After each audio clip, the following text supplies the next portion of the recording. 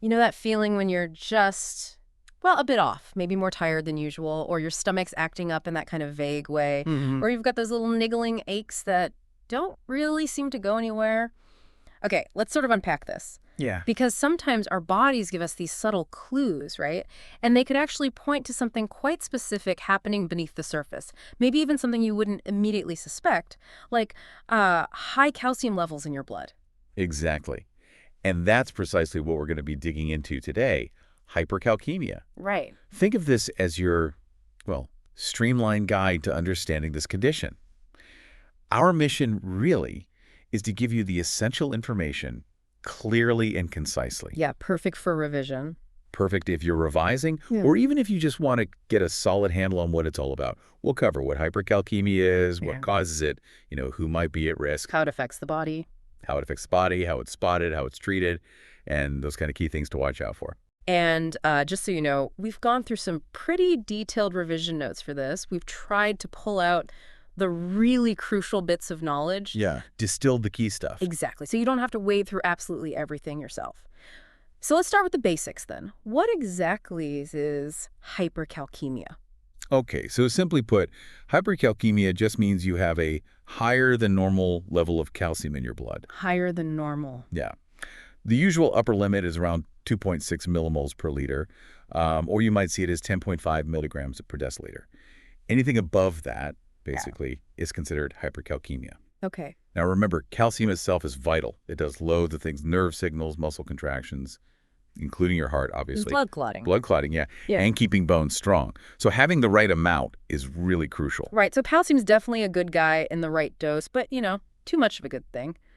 What happens then? How does the body normally keep calcium in that sweet spot? Well, our bodies have this really clever system for managing calcium levels. And a key hormone involved is parathyroid hormone, or PTH. PTH. Okay. Okay. Think of PTH as like the body's calcium thermostat. When your blood calcium dips too low, PTH gets released. Mhm. And it tells the body to do a few things. Release more calcium from the bones, Right. absorb more from your food in the intestines, and hang on to more in the kidneys. It brings the level back up. So low calcium triggers PTH to sort of crank things up. Now, I've heard that sometimes when you get your blood calcium checked, the result might be adjusted. What's that about? Ah, that's a really good point. When the lab measures your total calcium, it's measuring, well, two things.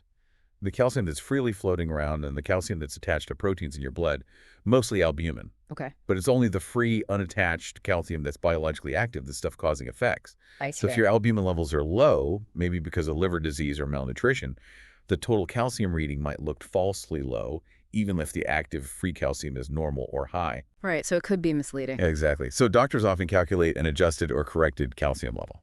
It gives a better estimate of the active calcium by accounting for the albumin level. There's a standard formula they use for this. Okay, that's helpful to know. So we know hypercalcemia is too much calcium. Now, what are the common reasons? Why might someone end up with high calcium levels? What are the usual suspects we should be thinking about, especially for revision? Okay, so the causes, we can generally move them into two main buckets, really. Right. Those that are driven by too much parathyroid hormone, so Yeah. PTH-mediated causes, and then those that happen for other reasons where the PTH level isn't necessarily high, non-PTH-mediated. PTH driven first, then. What are the big players in that group? The most common cause here, by far actually, is primary hyperparathyroidism. Okay. This is basically when one or more of your parathyroid glands, those tiny glands in your neck, become overactive. They just pump out too much PTH, even when calcium levels are already normal or high. It's like the sensor is faulty, Yeah, the thermostat's broken. Kind of, yeah. The other main PTH-mediated cause to be aware of is certain cancers. Specifically, breast, lung, and kidney cancer are common ones linked to this. How do they cause it? Well, sometimes these cancers can release substances that act a bit like PTH, effectively tricking the body into raising calcium levels. Okay. And then the other category. The cause is not related to high PTH. Right, the non-PTH-mediated ones. This is well, more mixed bag. Cancer itself can cause hypercalcemia through several other mechanisms that don't involve mimicking PTH directly. We'll probably touch on those later. Okay. Then you've got granulomatous conditions, things like sarcoidosis and tuberculosis. These involve inflammation that can mess with calcium regulation. Right, inflammation. Certain endocrine disorders, too, like an overactive thyroid toxicosis Hmm. or pheochromocytoma, which is a rare adrenal gland tumor, even adrenal insufficiency, so underactive adrenals. It's interesting. And definitely don't forget medications. Thiazide diuretics are a classic cause often used for blood pressure. Ah, yes, thiazides. And taking very high doses of vitamin D or even vitamin A supplements, these are key culprits to remember. Thiazides and vitamins, got it. Anything else in that non-PTH list? Yeah, a few others. There are some genetic conditions. Probably the most important one to know is familial hypercalcaemia, or FHH. FHH. It's genetic. Yeah. The kidneys basically don't get rid of calcium properly, so blood levels go up. Interestingly, the calcium in the urine is low. That's a key difference. Low urine calcium, okay. Then less common things like being immobile for a long time, like prolonged bed rest. Your bones can actually start releasing calcium. Really? Just from not moving? Yeah, use it or lose it Mm-hmm. in a way. Yeah.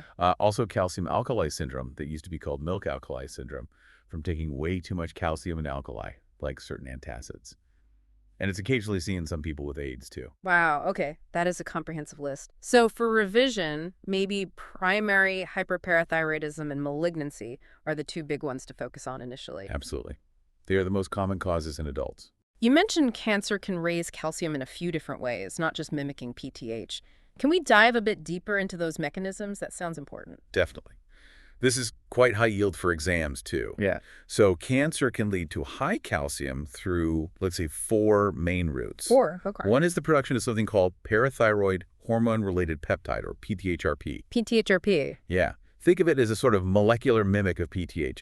It latches onto the same receptors on bone and kidney cells. Oh, okay. And basically tells them to release calcium and hold on to calcium, just like PTH does. But the actual PTH level from the parathyroid glands might be low or normal. Right, because the body thinks there's enough calcium. Exactly. The second way is what we call osteolytic hypercalcaemia. This happens when cancer cells spread to the bone metastases and literally destroy the bone tissue. Like breaking it down. Precisely. And as the bone breaks down, calcium gets released straight into the bloodstream, like demolition-releasing dust. Got it. What else? Some cancers, particularly lymphomas, can actually produce too much of the active form of vitamin D, which is called calcitriol, or 1025-dihydroxyvitamin D. Active vitamin D. Yep. And that cranks up calcium absorption from your gut. And finally, though it's quite rare, some tumors can actually produce PTH itself, ectopic PTH production. Wow. Okay, so cancer really has multiple tricks up its sleeve to raise calcium levels. Now, thinking about who's more likely to get this, what are the risk factors we should be aware of? Yeah, good question. We can kind of group the risk factors. Okay. First, demographic factors. Hypercalcaemia tends to be more common as people get older. Advanced age. Right. And females seem to be slightly more prone to it than males, mainly because primary hyperparathyroidism is more common in women, especially after menopause. Okay. And family history. Yes, if you have a family history of hypercalcaemia itself, or specifically of hyperparathyroidism, your risk might be a bit higher. So, age, gender, family history. What about genetics, beyond that familial condition FHH you mentioned? Yes, certain inherited genetic disorders definitely increase the risk. The main ones are the multiple endocrine neoplasia syndromes, often called MEN syndromes, MNN1 and MN2. Men's syndromes. These affect multiple hormone-producing glands, and they significantly raise the risk of developing primary hyperparathyroidism and therefore hypercalcaemia. Okay. And then what about sort of lifestyle things or other health conditions? Absolutely. Prolonged immobilization, like we mentioned, being stuck in bed for a long time, that increases bone breakdown. Right. Chronic kidney disease is another big one. It really messes with calcium and phosphate balance. And of course, as we've discussed quite a bit, having a history of certain malignancies is a major risk factor. Makes sense. And finally, medications. We mentioned thiazides and high-dose vitamins A and D. Any others to keep in mind? Well, those are the main ones. There's maybe some weaker evidence linking long-term use of proton pump inhibitors, PPIs. Oh, for reflux. Yeah, exactly. Things like omeprazole. Some studies suggest a possible link to slightly increased risk, but it's not as clear-cut as with thiazides. Okay, good to know. So it feels like there are quite a few different paths leading to hypercalcaemia and various risk factors. Let's think about what's actually going on inside the body when calcium levels creep up. What's the pathophysiology? Right, so the underlying mechanism, the how it works, really depends on why the calcium is high. It depends on the cause. Okay, well, let's start with primary hyperparathyroidism again, since you said that's common. How does that work? Sure. So in primary hyperparathyroidism, you've got one or more overactive parathyroid glands just churning out too much PTH. Right. This excess PTH then does three main things. One, it increases bone resorption, that's the breakdown of bone, which releases calcium and phosphate into the blood. Okay, break down bone. Two, it tells the kidneys to reabsorb more calcium, so less gets peed out. Mhm. But interestingly, it tells the kidneys to get rid of more phosphate. Ah, okay, less calcium, more phosphate in the urine? Generally, yes. And three, PTH boosts the activation of vitamin D in the kidneys, which then increases calcium absorption from the gut. So it hits bone, kidneys, and gut. Exactly. All roads lead to higher blood calcium. You can sometimes hear that mnemonic bones, stones, abdominal groans, and psychiatric overtones for hyperparathyroidism symptoms, which hints at these effects. Right, bones, stones, groans. Yeah, I've heard that. What about when cancer is the cause? Is the pathophysiology similar? Well, the end result is high calcium, but the triggers are different, as we discussed with those mechanisms like PTHrP production, Right, the mimic hormone. or direct bone destruction by metastases, or the tumor making active vitamin D. So you still get increased calcium release from bone, or increased absorption, or maybe reduced kidney excretion, depending on the mechanism, but it's driven by the cancer, not primarily by the parathyroid glands. Got it. Different starting points, same problematic result. And what about all those other causes like sarcoidosis or thiazides? How do they fit in? Again, different mechanisms. In granulomatous diseases like sarcoidosis, the inflammatory cells themselves can actually start producing active vitamin D, bypassing the normal kidney control. Wow, the inflammation makes vitamin D. Sort of, yeah. It leads to increased calcium absorption. Thiazide diuretics, on the other hand, work mainly by reducing how much calcium the kidneys excrete. They make you hold on to more calcium. I see. Impaired kidney function, well, that's complex, but fundamentally the kidneys can't get rid of the excess calcium efficiently. So you see, it's all about disrupting that normal balance. Too much coming in or not enough going out. Okay, that makes sense. So if someone presents with high calcium, there's clearly a list of possible culprits. How do doctors sort through that? What's the differential diagnosis process like? It's really about putting the clues together. When you see hypercalcemia confirmed on a blood test, the first thing you usually check is the PTH level. Right, the PTH test. That's the major branch point. Is the PTH high or inappropriately normal? If, yes, you're thinking primary hyperparathyroidism is most likely, or maybe that rare FHH. Okay. If the pH is low or suppressed, then you know the parathyroid glands are responding correctly to the high calcium, and the cause lies elsewhere. So you look at the non-PTH list. Exactly. That's when you start thinking strongly about malignancy, vitamin D toxicity, those granulomatous diseases, medications like thiazides, maybe thyrotoxicosis, immobilization. You work through that list based on the patient's history, other symptoms, and further tests. So key differentials to keep in mind for revision would be primary hyperparathyroidism, malignancy, maybe vitamin D excess, thiazides, and FHAs. Those are definitely the top ones to consider, yes. Okay. It sounds like a bit of detective work involved. Now, how common is this actually? What does the epidemiology look like, say, here in the UK? Well, primary hyperparathyroidism is actually relatively common. Yeah. Figures suggest it affects maybe around 1% of the general population. 1%. Okay. Malignancy-associated hypercalcemia is less common overall in the population, maybe around 15 new cases per 100,000 people per year. Not. But it's much more common in people who already have cancer, especially advanced cancer. For them, it's a frequent complication. So the numbers depend a lot on who you're looking at. Right, makes sense. Are there any specific groups who are more likely to be affected by, say, hyperparathyroidism? Yes, definitely. Hmm. Primary hyperparathyroidism is significantly more common in women, especially after menopause, Postmenopausal women. and in older individuals generally. The prevalence estimates range from about 1 up to maybe 7 cases per 1,000 adults, increasing with age. And the malignancy-related type. As you'd expect, that's seen most often in people with advanced cancers. Breast cancer, lung cancer, and renal cell carcinoma are particularly common culprits for causing hypercalcemia. It's less common in children, although we don't have great UK-specific incidence data for kids. Okay, so older adults, postmenopausal women for hyperparathyroidism, and advanced cancer patients for the malignancy type. Now let's talk about how this actually shows up. What are the typical signs and symptoms someone might experience? Well, the tricky thing here is that the symptoms can be really variable and often quite nonspecific, especially when the calcium is only mildly elevated. Non-specific meaning could be lots of things. Exactly. Fatigue, weakness, things that many conditions can cause. Right. But some of the more characteristic things, if you put them together, include constipation, needing to urinate more often, that's polyuria, and feeling really thirsty, polydipsia. Constipation, peeing more thirsty. Okay. People might also get muscle aches or bone pain. Cognitive changes are common. To difficulty concentrating, maybe feeling a bit low or depressed. Confusion in more severe cases. And stomach issues. Yes, gastrointestinal symptoms like nausea, maybe vomiting, loss of appetite, and general abdominal pain or discomfort are pretty common. Remember that mnemonic again. Stones, bones, groans, thrones, and psychiatric overtones. Stones, bones, groans, thrones, psychiatric overtones. Yeah, that covers a lot. It does. Stones for kidney stones, bones for bone pain, groans for abdominal pain, constipation, nausea, thrones for the polyuria, and overtones for the cognitive or mood changes. It's a useful checklist. That's a great one for revision. What happens if the hypercalcemia gets really severe? Yeah, if the calcium level climbs quite high, you can get more serious complications.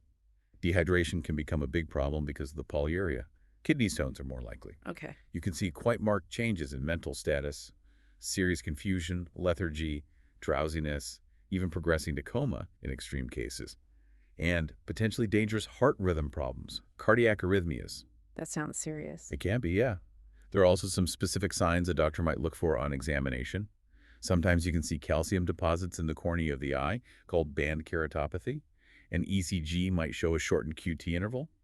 And hypertension, high blood pressure, can also be associated with it. And does the severity of symptoms always match the calcium level?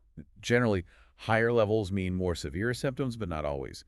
Some people tolerate quite high levels surprisingly well, while others feel symptoms even with mild elevations. And importantly, some people, especially with mild chronic hypercalcemia, like from primary hyperparathyroidism, might have no noticeable symptoms at all. So it could be found just by chance on a blood test. Absolutely. Yeah. It's often picked up incidentally during routine blood work for something else entirely. You mentioned different levels and symptoms in our notes. Could you quickly recap that sort of ranges? Sure. Roughly speaking, if the calcium is just mildly up, say below 2.8 millimolar, you might see that increased urination and thirst, maybe some indigestion, perhaps mild depression or cognitive fuzziness. Okay, subtle stuff. As it gets a bit higher, maybe up to 3.5 millimole, you're more likely to see muscle weakness, definite constipation, maybe loss of appetite, nausea, and noticeable fatigue. Getting more obvious. Yeah. And then when it climbs above 3.5 millimole, that's when we often see the more severe end. Significant abdominal pain, vomiting leading to dehydration, marked lethargy, confusion, and the risk of those cardiac arrhythmias and ECG changes becomes much higher. Coma is possible at very high levels. Right, okay. That's a useful guide. What about long-term? If hypercalcemia isn't treated, what happens over years? Well, over time, persistently high calcium can cause damage. Calcium can start depositing in soft tissues where it shouldn't be: blood vessels, kidneys, joints. Okay. We mentioned kidney stones nephrolithiasis. You can also get calcium deposits within the kidney tissue itself, called nephrocalcinosis, which can impair kidney function. Ah, so stones and deposits in the kidneys. Yes. And in joints, you can get calcification of cartilage, called chondrocalcinosis, which can cause joint pain. Plus the effects on bone we talked about, leading potentially to osteoporosis. So definitely something you want to catch and manage. How do doctors investigate it once it's suspected? You mentioned the PTH test is key. Right, so step 1 is confirm the high calcium, ideally with an adjusted calcium level. Step 2 is usually checking PTH. Okay, what else? Along with PTH, you'll want to check phosphate levels. Remember, in primary hyperparathyroidism, phosphate is often low or low normal. You'll check kidney function, urea, and electrolytes. Alkaline phosphatase can give clues about bone turnover. Alkaline phosphatase, right. Measuring vitamin D levels, specifically 25-hydroxyvitamin D, is important too to rule out vitamin D toxicity or deficiency. And depending on the suspected cause, other tests might be needed. Maybe tests for myeloma or thyroid function tests. So a panel of blood tests usually. What about imaging? Imaging comes in to help pinpoint the cause, especially if surgery is being considered, or to look for complications. If primary hyperparathyroidism is suspected based on high calcium and high normal PTH, Yes. then imaging of the neck is often done to try and locate the overactive parathyroid gland or glands before surgery, Ultrasound is often the first step. Neck ultrasound. And sometimes a nuclear medicine scan called a sestamibi scan, or occasionally a specialized CT scan. Okay. And for other causes? If you're worried about kidney stones or nephrocalcinosis, a CT scan of the abdomen and pelvis is good. Bone x-rays might be done if bone pain is prominent, or if you suspect bone metastases from cancer, looking for those lytic lesions or fractures. But x-rays aren't super sensitive for early changes. Right. And sometimes more specialized tests. Occasionally, yes. If a granulomatous disease like sarcoidosis is suspected, you might need chest imaging or even a biopsy. And if FHH is on the cards, genetic testing is the definitive way to diagnose that. Okay. There were some typical lab findings summarized in the notes for different causes. Could you maybe highlight a couple of key patterns, like primary hyperparathyroidism versus malignancy? Sure. Okay, so classic primary hyperparathyroidism. Yeah. You expect high calcium, high or inappropriately normal PTH, often lowish phosphate, and maybe high alkaline phosphatase if there's bone involvement. Urine calcium is typically high. High calcium, high PTH, low phosphate. Got it. What about malignancy? Malignancy is more variable, but typically if it's causing hypercalcaemia, the PTH level will be low or suppressed. Low PTH. That's the key differentiator. Often, yes, because the high calcium is coming from the cancer via PTHrP or bone destruction, not from the parathyroid, so the parathyroid shut down.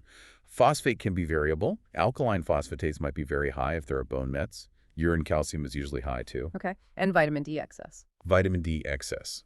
You'd expect high calcium, a suppressed PTH because the parathyroid's shut down, often high phosphate, and obviously high levels of vitamin D metabolites if you measure them. Right. And FHH, you mentioned low urine calcium. Exactly. FHH looks a bit like mild primary hyperparathyroidism, high calcium, high or normal PTH. Right. But the key difference is low urine calcium excretion. That's the hallmark. Low urine calcium and FHH. Okay, that's super helpful for differentiating. So once you've done the investigations and figured out the likely cause, what's the plan? How is hypercalcemia managed? Like everything else we've said, it really depends on the underlying cause and also how severe the hypercalcemia is. How high is the calcium and how sick is the patient? Okay, let's start with milder cases, maybe asymptomatic ones found by chance. Right. In those cases, the main focus is addressing the underlying cause, if possible and appropriate. Yeah. If it's mild primary hyperparathyroidism without complications, sometimes watchful waiting with regular monitoring is an option, especially in older individuals. Watchful waiting. Yeah, monitoring calcium levels, kidney function, bone density. Mm. But often, particularly in younger or symptomatic patients, surgery to remove the faulty parathyroid gland, a parathyroidectomy, is recommended as its curative. Okay. If it's due to a medication like a thiazide, stopping the drug is usually the first step. If it's mild vitamin D excess, adjusting supplements, you treat the root cause. Makes sense. Now, what about severe cases? When the calcium is really high or the person is clearly unwell? Severe hypercalcemia, especially if symptomatic, is a medical emergency and needs immediate treatment to lower the calcium levels quickly. Emergency. Okay, what do you do first? Fluids, fluids, fluids. Mm-hmm. Intravenous saline hydration is the cornerstone. It helps dilute the calcium and, more importantly, rehydrates the patient and improves kidney function, allowing the kidneys to excrete more calcium. IV fluids. Got it. What else? Once the patient is well hydrated, we often use intravenous bisphosphonates, drugs like pinidronate or zoledronic acid. These are very effective at inhibiting bone resorption. They basically stop the bones releasing so much calcium. Bisphosphonates to stop bone breakdown. Exactly. They take a day or two to fully kick in, though. Yeah. For a more rapid, although often temporary effect, we might use salmon calcitonin. Calcitonin. Yeah, it works quickly to lower calcium, but its effect tends to wear off after a couple of days. Loop diuretics, like furosemide, might be considered if the patient is fluid overloaded, but they aren't a primary treatment for lowering calcium itself and shouldn't be given if the patient is dehydrated. Right. Careful with diuretics. In certain situations, like hypercalcaemia due to sarcoidosis or some lymphomas or vitamin D toxicity, glucocorticoids, steroids, can be very effective. Steroids for specific causes. Yes. And there are other options for refractory cases or specific scenarios, things like cinacalcet for hyperparathyroidism if surgery isn't possible, denosumab as another option for a malignancy-related hypercalcaemia resistant to bisphosphonates. And in really severe life-threatening cases, especially with kidney failure, hemodialysis can physically remove calcium from the blood. Dialysis as a last resort. Wow, quite an arsenal of treatments. What about managing things long-term? Long-term, it always comes back to treating that underlying cause.